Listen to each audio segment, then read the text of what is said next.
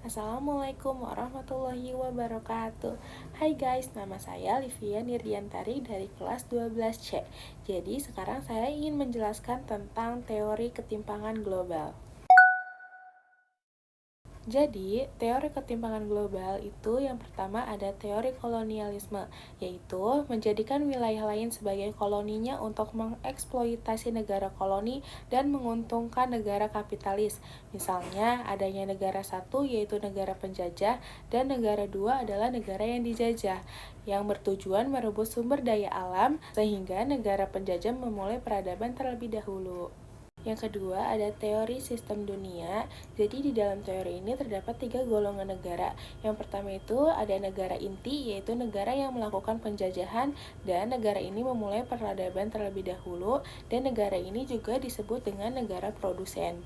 Yang kedua itu ada negara semi-periferi, yaitu negara yang melakukan penjajahan dan negara yang dijajah. Dan negara ini disebut juga dengan negara yang melakukan distribusi. Yang ketiga itu ada negara periferi. Jadi negara periferi ini yaitu negara yang dijajah dan disebut juga negara yang melakukan konsumsi. Hal ini terjadi karena adanya trust terhadap negara inti atau negara yang memulai peradaban terlebih dahulu. Teori yang ketiga itu ada teori ketergantungan. Jadi menurut teori ini, keterbelakangan adalah sebab dari ketimpangan yang terjadi di negara yang bergantung pada elit lokal, di mana ada dunia 1, 2, dan dunia 3 yang saling ketergantungan. Negara 1 dan negara 2 membutuhkan sumber daya alam dari negara 3, dan negara 3 membutuhkan sumber pangan dan sumber daya manusia dari negara 1 dan 2 untuk memperbaiki sistem ekonomi. Hal ini disebabkan karena adanya sistem quo, yaitu untuk mempertahankan satu sama lain atau mempertahankan status di mata dunia. Yang keempat ada pendekatan struktural. Jadi menurut teori ini, ketimpangan disebabkan oleh struktur sistem internasional.